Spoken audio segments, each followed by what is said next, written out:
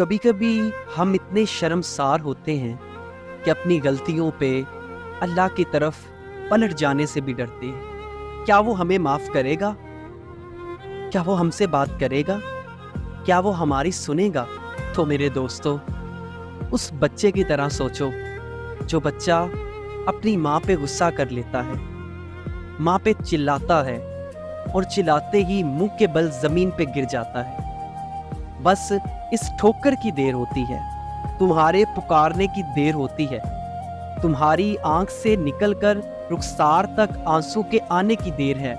ماں اپنی تکلیف بھول جاتی ہے، ماں تمہاری وہ آواز بھول جاتی ہے جو تم نے اس پہ غصہ کر کے نکالی تھی، وہ تمہیں اپنے سینے سے لگا لیتی ہے اور تمہاری ایک آہ پہ تڑپ اٹھتی ہے۔ اب بھی تمہیں ایسا لگتا ہے کہ اللہ تمہیں نہیں تھامے گا؟ اب بھی تمہیں لگتا ہے وہ تمہاری تکلیف دور نہیں کرے گا؟ وہ جس کی محبت عرش اور فرش سے کہیں زیادہ وسیع ہے، وہ جس کی محبت اس کے غضب پہ بھاری ہے، جس کو تمہاری آنکھ سے نکلا ایک آنسو گوارا نہیں۔